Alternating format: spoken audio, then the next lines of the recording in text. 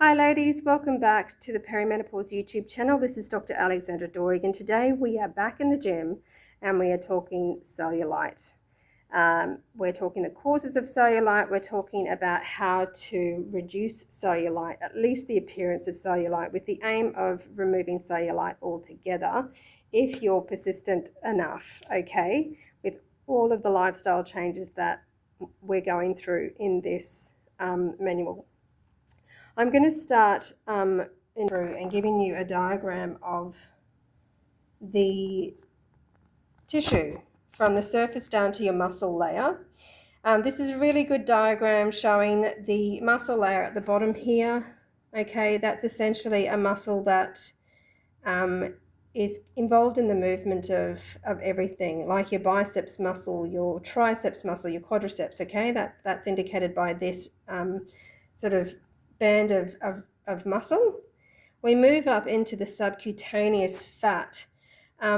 This is a layer that's really important because it houses the blood vessels, it houses the nerves that are traveling through the subcutaneous fat to get to larger blood vessels and larger nerve pathways. We've got the nerves up in here, there for what we call sensation, touch, heat and cold, pain, etc. You've got your hair follicles, you've got your sweat glands, you've got your muscles that help with goosebumps, etc. Okay. The dermis layer and the epidermis, this is actually skin, okay? And the skin is a very incredible organ.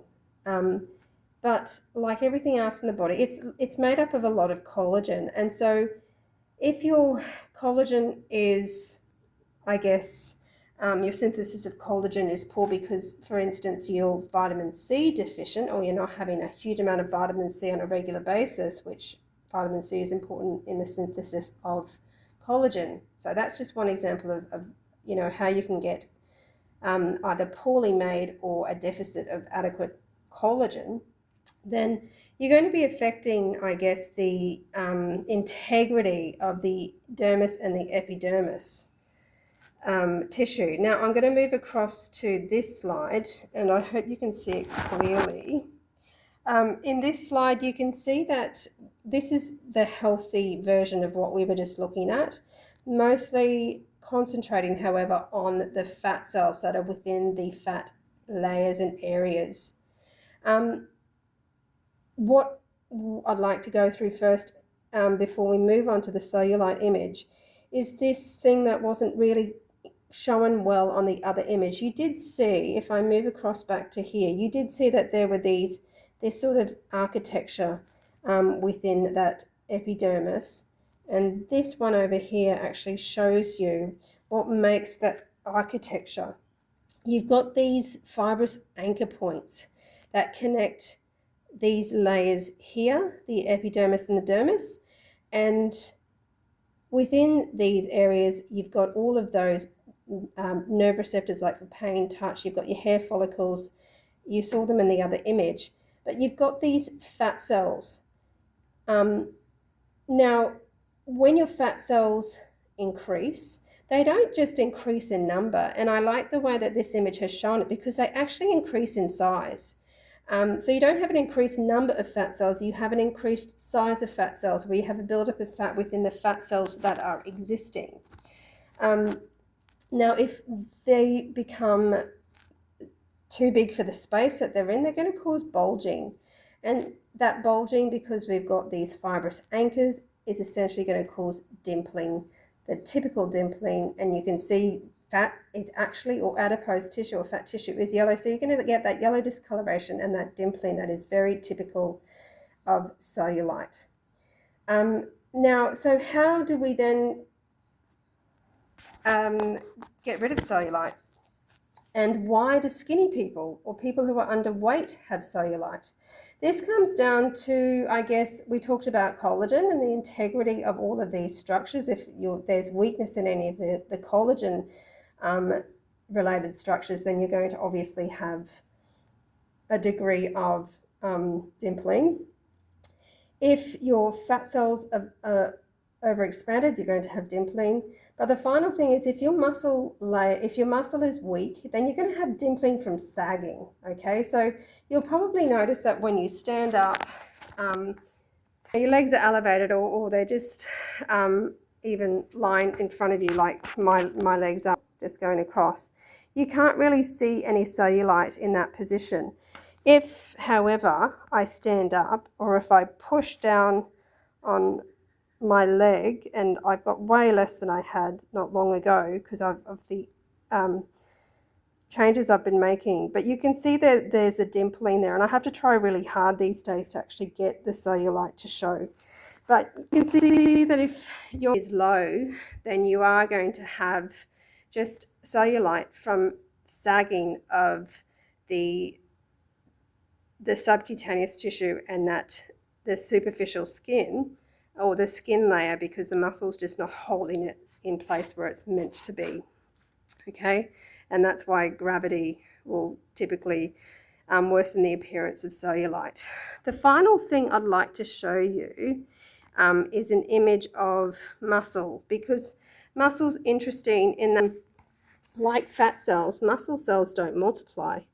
At least skeletal muscle cells, and they're the muscle cells that make up your peripheral muscles. So heart muscle will increase in number, but skeletal muscle does not increase. The cells do not increase in number, and a cell is actually a fiber. And the more, I guess, protein that goes into a fiber, and then the more your fiber is going to grow, and then your overall muscle grows. So imagine that this is a biceps muscle. This is a collection of muscle fibers. If each fiber grows, then obviously your entire muscle mass is going to grow.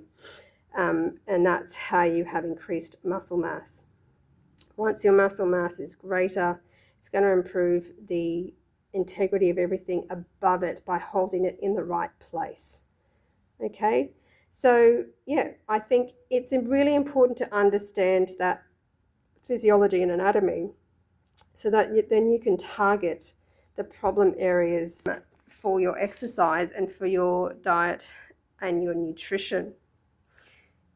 The diet that I am, or the recipes and the bowel cleanser, and we'll talk a lot about how to use your gut microbiome to get your metabolism back to normal and to reduce your abnormal fat storage and all that sort of stuff. Once you've got all of that working well, you will reduce all of the fat that is being deposited into those cells that are in the subcutaneous and within that dermis as well. So that is going to be one of the surest and definite ways to reduce cellulite. But as is evidence in skinny people who've had cellulite, if you've got poor muscle mass, then you're still going to have cellulite from sagging, and so things are not where they're meant to be. So they will naturally have some sort of deformity because those anchor points are meant to be up here and they're actually sort of sagging down, and so that creates the dimpling from gravity. Okay, right, so we're going to do some exercises that are really going to focus on the thigh muscles so that you can grow the muscle mass of your thigh muscles and therefore start reducing the cellulite, okay? Now, the bigger the weight, the better, okay? Because you're essentially getting each muscle fiber to work harder, and it will grow in response to the strain that is caused. So the awesome thing with muscles is that the more they're worked, the harder they're worked, they automatically will respond to that, and you will build protein inside those muscles. Protein will go to the muscles because the muscles are telling the metabolic processes in the body that, oh, I'm working really hard, I need to grow in size. Bring the protein in and let's build muscle mass. So we are going to go with heavier weights. If you're not used to weights, don't do a 10 or a 15, but get up to a 5 kilogram weight rather than a 2 or 3 for this one. So I've got a 10 kilogram weight, and I'm going to stay quite low for this because I'm working my legs. My Left leg is virtually not going to do much at all. I'm working my right leg right now. So I'm just doing the fast up and then the down, okay? And I'm working pretty much every thigh muscle in doing this process, okay? We're going to do 10 of those like usual, fast on the uptake, slow on the release. 8, 9, 10, and then obviously we're going to do the other side. Again, that right leg this time is not going to do much at all. 1, fast on the uptake. 2, 3, 4, 5, 6, 7, 8, 9, 10. Awesome. Okay. Now this is where you can then upgrade your weight. I'm going to move to a 15 kilogram weight. You can either start in the 5 if you're a beginner, or move up to a 10. Okay. This time we're coming right down in a sort of frog squat. And we're going 1. Again, fast on the uptake. 2, 3. I'll go to the side so you can see what I'm doing. 4, 5, squatting low. 6, 7, 8, 9, and 10. Very good. Okay. Have a little break if you need to, because we're certainly going heavier today. If you're already doing these sorts of exercises, just increase the weight that you're lifting. But if you're already lifting more than 15 kilos, I can only imagine that you don't need to be watching my channel at all, apart from the nutrition advice. Okay, so our next exercise is entirely painful. And this is one where we're going to go forward and up. 1, 2, to the side so you can see better. 3, 4. This is going to be working the lower leg as well, which is good. 5, 6, 7, all the way down. 8, 9, and 10. Then obviously we swap sides. So this time it's this forward. 1, 2. Now the reason that I'm carrying a weight is purely to put more strain on the muscles, and therefore they can signal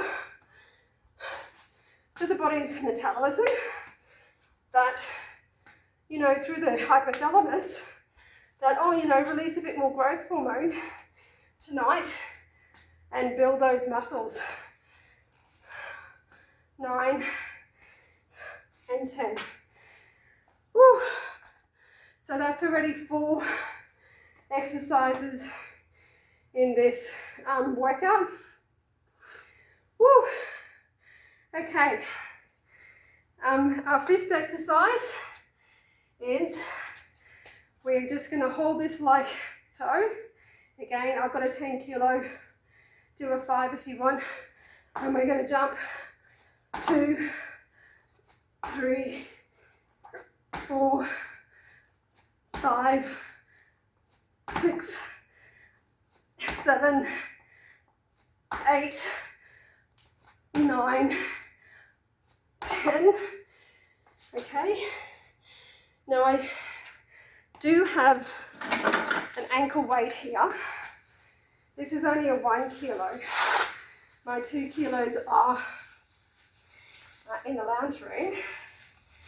But the reason I'm using an ankle weight for this last one is it's hard to do this with a weight if you don't use an ankle weight that you can attach. So this is just going backwards.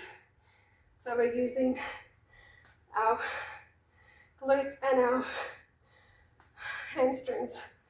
4, 5, you can see I'm balancing. 6, because I'm wanting to work my legs. 7, 8, 9, 10, and then you'd have to wait on the other leg and do 10. 1, 2, again fast on the uptake. 3, I've got a pointed toe arch foot. 4, 5, 6, 7, 8, 9, 10. Now if you're really keen and want to work these adductor muscles as well, the best way to do them either is with a ball, so that you are, and I don't have one with me at the moment, but pretending this is a inflated ball, or you can even do this, okay? I've got a 15 kilo weight and I'm just holding it in place. When you do an exercise that, like a plank, that is just holding the muscles in place, it's called an isometric exercise. It is great as well for building muscle. If you're going to do an isometric exercise, do 20 or 30 seconds, have a 10-second pause, and then go again. I'm holding this right deep up into my crutch, and boy is this a workout. My legs are shaking. So we'll see if we can hold it for 20. 8, 7, 6, 5, 4, 3, 2, 1. And that's it. Okay, so enjoy this workout that is going to build and strengthen the muscles in your thighs, which is where most women have their cellulite, especially most women have cellulite early. This is building those thigh muscles. This is telling your body that tonight, when growth hormone's at its peak, it is going to be sending the proteins to your muscles. That's it. Hope you enjoyed this session. As always, there's more to come. Bye for now. Happy exercising.